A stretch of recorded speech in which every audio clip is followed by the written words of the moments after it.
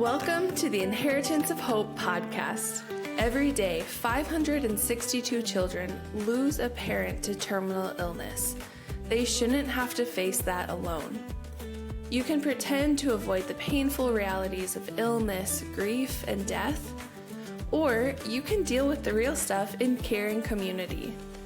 On the podcast, people in Inheritance of Hope's community share raw, personal stories of pain, trials, and the shadow of death, which are also stories of joy in terminal illness. Find more Inheritance of Hope community at inheritanceofhope.org. Hey everyone, welcome to the Inheritance of Hope podcast. My name is Ellie. I'll be the host for this special year-end episode where we just get to recap some of the really incredible things that happened this year at Inheritance of Hope, thanks to you as donors and volunteers and families who let us be part of the story. So I'm joined with a special coworker of mine who has some of the insight. So go ahead and introduce yourself. Tell us a little bit about what you do at Inheritance of Hope. Okay. Hi, everybody. My name is Elena Styron, and I am the Regional Development Coordinator here at Inheritance of Hope. You've probably seen me in your email, your texts, and things like that. I send out some updates of our events and our meetups and all of the fun things that we've been doing this year. I also give everybody a little thank you if you've donated. So you've probably seen me or heard me on the phone saying, thank you so much for your donation, because seriously, that's the first thing I've always wanted to say is thank you, because we couldn't do any of the things that we're talking about today without people like you all. So I'm just full of gratitude throughout this whole year, and I'm excited to be here today. Yeah. Well, and if you have seen anything on our social media of like the wrapped of what happened this year, Elena did make that and kind of pulled together some of the stats to kind of do a play off of the Spotify Wrapped idea to just communicate with everyone and celebrate with you everything that we were able to accomplish. So I kind of want to hear what I want to hear a lot about the different stats, but I guess my first question would be like, was there a statistic that you found as you were making that really like stood out to you and felt like a huge deal? I felt like for me, it was the amount of families that we served, because I know I talk to people every day, and I went on my first legacy retreat, so I got to see like the families that we're impacting in person, and but it was just cool to add up everything and be like, wow, we served more than over 300 people in person with our Hope Hubs, our legacy retreats, and then even like our meetups and stuff in Hope Hub cities that we haven't launched yet. And then I got to see how many families we serve online through our videos and through Hope at Home and just like all the things, where when it adds up, it's like, wow, we served over 1,000 people this year. And it just like makes me feel so happy, because I talk on the phone every single day with people and I get to hear the impact, and then actually seeing it in numbers is crazy because Mm-hmm. I don't know, it just makes me feel good, because I hear it, people being like, this changed my life, and then being able to see that, wow, it changed the lives of not just, let's say, the 10 people I talk on the phone, but over 1,000 people just this year. So Mm-hmm. I'm really looking forward to next year, hoping to up that number of the families that we've served. And yeah, I'm just super excited and hopeful. And I just love seeing that number. It made me happy. Yeah. And was that family served across the board, or like I guess what was that like total big number? Yeah, it was a little over 1,250. I kind of like made it so it looked pretty on my graph, but it was like 1,200, like 54 families or something like that, where we were able to serve both online and on site. And yeah, and they're from all over the country.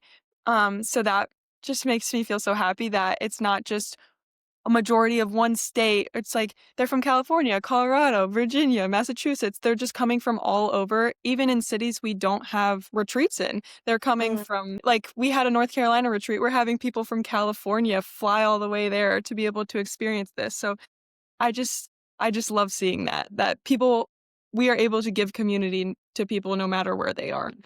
Mm.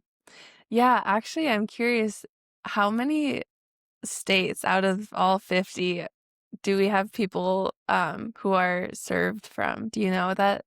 I did it for our Hope at Home, people just coming on and online and getting community, and it was 23 states. So I just thought it was cool. It's almost half of the states that were getting online and in community with us. And it was one specific group. I can't remember what it was. Maybe did it just show up?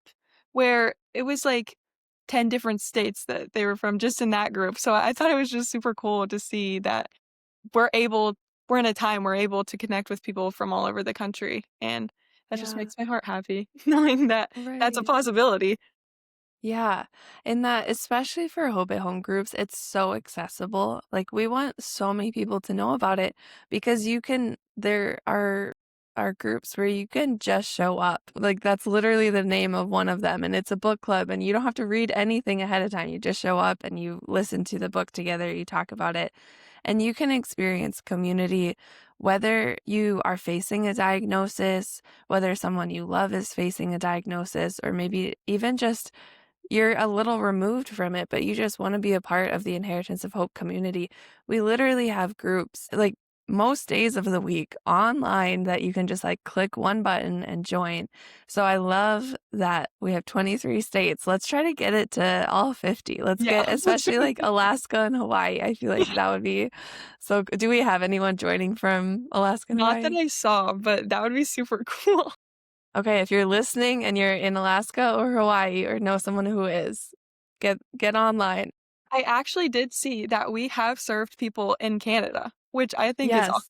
So we've had a few Canadian people that we've served, so I feel like if we can serve in Canada, we should be serving in all 50 states. Yes. Actually, I have a volunteer on my legacy video team, and she is from Canada. And it's so funny because I'll like be emailing her something and I'll be like, Happy Thanksgiving. I'm like, wait. And then I have to Google, it's like Thanksgiving a thing in Canada or some of the different things where I'm like, I don't know if this applies to you, but Yeah. it's so funny. She's so sweet. So I love that we have such a wide reach. It is a national thing, international now too.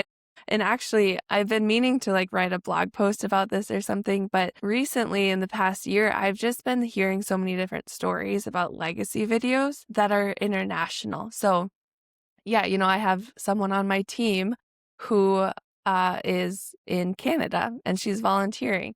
I also had a volunteer this summer who was in South Korea as she was volunteering for legacy videos. And I had a family reach out about their mom's legacy video, and they live in South Africa. And then I was connecting with social workers in Tasmania. I had to Google where that is, and it's like by New Zealand, but Yeah.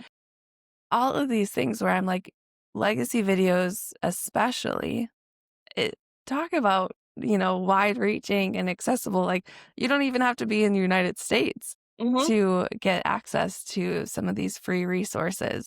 Yeah, that's why I love it because it doesn't matter where you are, you can still feel seen, you can still create your legacy, you can still join in community, even if you're not in the United States, which I think is such a cool thing we're able to do. And just the reach of people, because there's so many people going through this. Like, our big statistic is 562 kids lose a parent to terminal illness in the US alone. So just imagine the whole entire world, they're all facing this. It's not just the US. So being Hmm. able to offer services to everyone is just a blessing, and I'm glad we're able to do that. That's so cool hearing that because I had no idea that all that is. Yeah, I know. I started a note because I'm like, this is crazy. I'm just getting all these different countries and making connections and just hearing all these amazing things. And obviously, our goal is to serve families within the US, but seeing, like, obviously, this is not just a US issue. There are families all over the entire world, but that statistic, 562 children in the US alone today will lose a parent to terminal illness. Yeah. We think that they shouldn't have to face that alone. 562 children will lose a parent to terminal illness today. That's 562 families facing heartbreak, fear, and uncertainty. They shouldn't have to face it alone. At Inheritance of Hope, we help families find moments of joy, hope, and lasting memories, even in the midst of terminal illness. This Thanks Plus Giving season, your gift does more than just bring comfort. It's matched dollar for dollar, doubling your impact. Together, we can make sure no child walks this journey without support. Give joy in terminal illness. Visit inheritanceofhope.org to make your matched gift now. Yeah, so I guess I want to hear some of the other numbers. What are some of the statistics that were just really compelling and you think people should know about? Yeah. So for our legacy retreats, we were able to serve 77 families in person for all those retreats. So I just think that's awesome. Almost 100 families. Let's make it 100 families in 2026. Yes, Like, let's do it. and then just with that, it's 360 hours of intentional legacy building because it's 3-day weekends. And so all day, those days, it's just memory making, legacies being made, just fun experience with your family. And I just love that we're able to do that and that's something else that came out of this year was the word jaro, joy and sorrow, because yes, there's gonna be hard days and hard times, but still being able to find joy in that sorrow is such a beautiful thing. And I feel like we implement that really well with all of our programming, being like, we're not dismissing what you're going through, but we're letting you know that hope and community and joy can be found in it. And I think it's just a really beautiful thing because Yeah. yeah, there's gonna be hard times, and if you're able to find joy and laughter in it, that just makes it so much easier, and we are happy to be able to implement that into your lives, and we actually want to do that, and that's what I think is so cool about our staff is every single one of us really does care about these families and really wants to see their legacies go on forever, and so just being able to implement that into the people I talk to and the people I get to meet in person is just one of my favorite things about this job. So, yeah, Mm. being able to find joy in sorrow is like that's my new favorite word is jaro. I use it all the Yeah. time. Yeah, and if you've listened to any podcast episode, you'll probably hear someone talk about it because it's so integrated into our mission. And I know you mentioned, the staff is so passionate about it.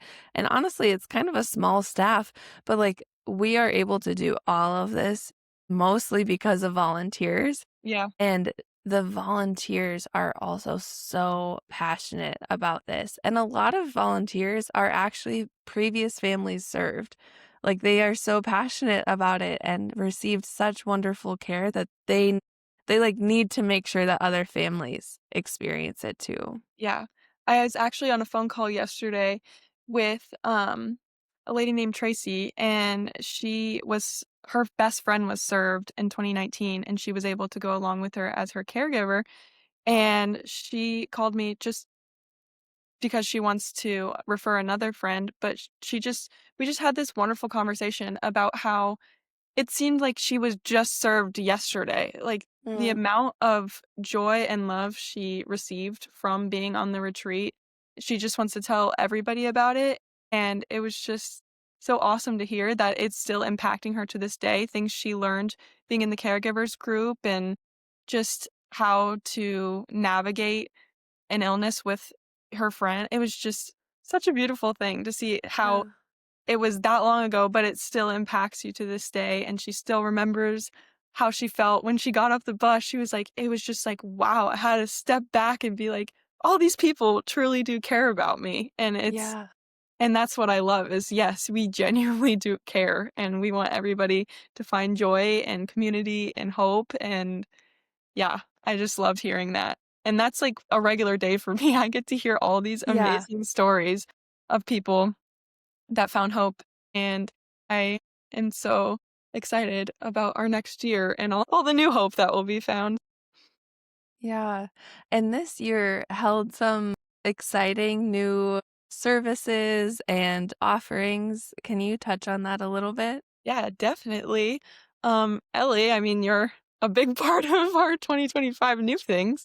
Well, this podcast for one, this was a super exciting new addition just to be able to tell some stories and so people know the impact and understand kind of what we do and who we serve and why we do it.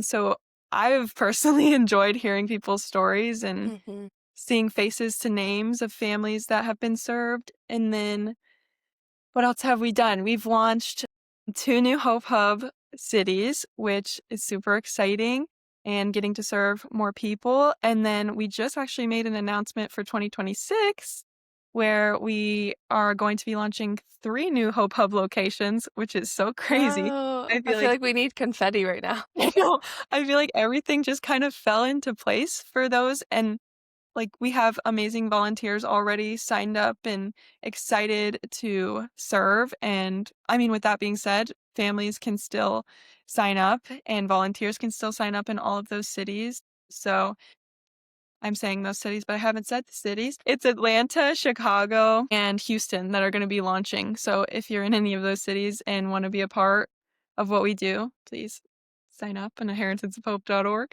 Yeah. Little subtle plug there. But and then the last thing is that we implemented legacy songs, which I know I'm not supposed to have favorites, but that is, like, one of my favorite things ever because it just makes me cry every single Yeah. time because hearing those families and their stories put into song, I guess it just makes me emotional.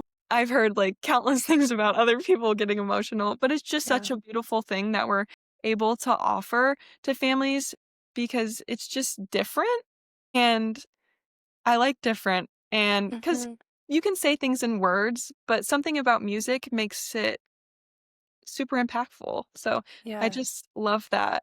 And I'm happy that we're able to do something unique. Right. Yeah, and honestly, so I am like part of the legacy video team, and I would get emails every couple months, and someone will email and say, my person just died. Did they ever make a legacy video? And it was heartbreaking for me to go into our system, look, and realize this person never did make a legacy video. And now I have to respond and say, I wish I could offer you this thing that would provide a lot of comfort in the midst of your grief.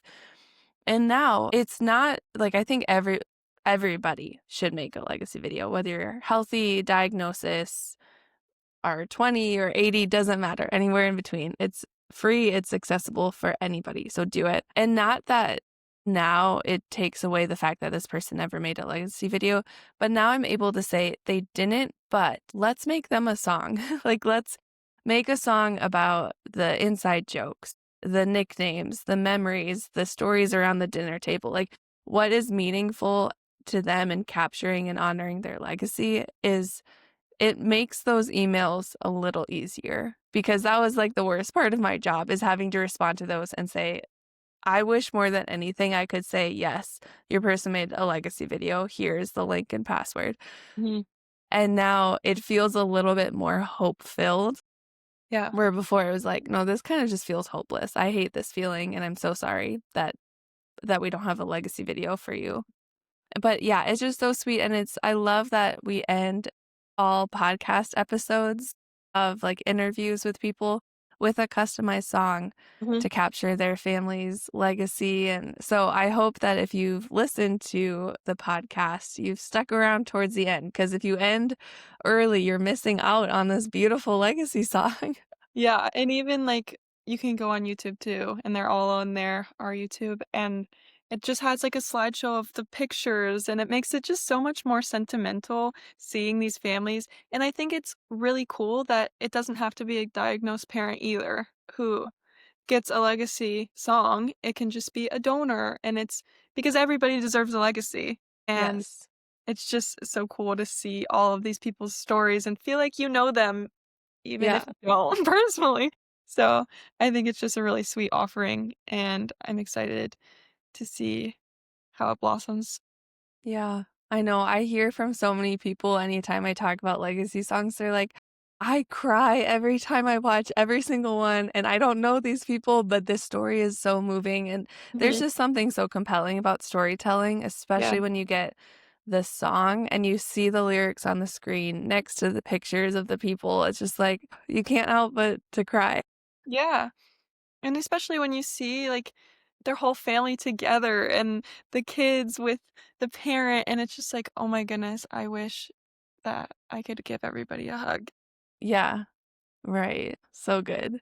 Well, I know you mentioned some exciting things happening in 2026 with some new Hope Hub locations. What else can we be excited about going into this new year with Inheritance of Hope? Well, I'm hoping for a lot of growth. Obviously, 3 new Hope Hubs is growth, so that's Yeah. already super exciting. I know we're gonna be having some events in different cities, so definitely be looking out for those. Everything should be going through our main social media, so if you wanna check all of that out throughout the year, that'll probably be the best place to find it, and we try to keep that pretty up to date. And then I'm not completely sure about other things, but I know Yeah. there's things in the talks, but not completely secured. Yeah. Well, and that's kind of like a wink, wink, like stay tuned to see what happens.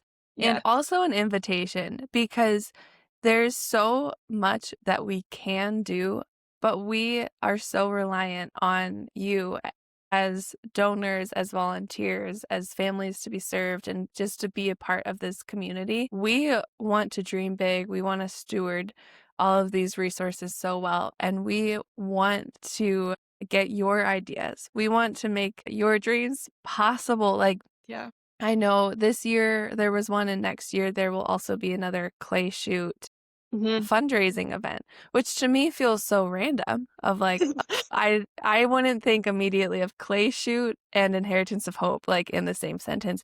But the fact that people in our community take what they are passionate about, what they're good at, where their network is, and then partner it with their love for inheritance of hope and Mhm. their desire to see people who are suffering get community and resources and hope and joy in sorrow, that Jaro. This is such a great invitation for you as the listener to ask yourself, like, where can I make that connection? What do I have in my circle? What resources do I have available to me? Do I have time? Yeah. Okay, volunteer. Do I have money? Okay, donate. Do I have a large network of churches or organizations or fundraising opportunities? Yeah. Talk to us, like, email us, and we would love to help. Yeah, that's always the thing that I say. Everybody has a community, and everybody knows people that I don't know. Everybody has specific people that they know that they can bring together to share about something they're passionate about. And if you're passionate about something, you're gonna wanna share it. So I think that's so beautiful about what we do because anybody can have an event. It could be big, small. If you have work events, you can always tie us in. We can send someone to talk and you can raise money or bring awareness to Inheritance of Hope. And even if it's a small event, you can have a girls' night. We had one of those this year with a family that's we served and now they are volunteers. They're rockstar volunteers. And she just had a little girls' night and told people about what Inheritance of Hope is and how it's impacted her family. And more people know about it and more people are spreading the word, and we got connections from that night. And even, like, the clay shoot, I was able to go and experience that, and I had never been to a clay shoot, I didn't even really know what it was, and I show up and it's just, like, a bunch of manly men with guns, and I'm like, "What do you guys have to do with Inheritance of Hope?" And but it was just cool to share and for all these men to be donating and telling other people about it and being excited about helping others. It's not a group that you would expect, to like Mhm, care. And all of them were super kind and super excited. And it just makes you so hopeful to be like, you can share this mission with anybody. And you never know who's listening or who's going to be like, wow, this is an awesome thing. And I know these people that could do this for you guys. And so it was just a really cool thing to experience and be like, okay, if you're passionate about something and you do it often, let's turn it into an event and more mhm. people can get involved and just know more about Inheritance of Hope because we are down for anything. Yes. if you want to host it, or we obviously will help with the planning, but yeah, we'll be there. We'll bring a spokesperson and we'll get more people knowing about it. Yeah. Right. So in 2026, we don't even know everything that it holds, and that's your invitation. Like, listen to this and just think about it. What are ways that you can um help more families um grow that number? Like, let's get to all 50 states. Let's get to like all these benchmarks, even more families experiencing hope in the midst of suffering than ever before, and we can't do that without you. So I hope this episode was compelling and we got to kind of talk about some really exciting, beautiful things that happened in 2025 and even just more hopeful for what 2026 can hold as we like link arms with one another and run the race well. So yeah, thank you so much, Elena, for sharing some of the stats. If you haven't seen the wrapped thing that she created, go on our social media. Everything's just Inheritance of Hope, and see some of those things because the stats speak for themselves. But I think you did a really good job of like fleshing out what that means and the real life stories behind some of those numbers. Yeah. Well, thank you so much for having me, Ellie. It was really fun, and I'm super excited for 2026 and super grateful for 2025.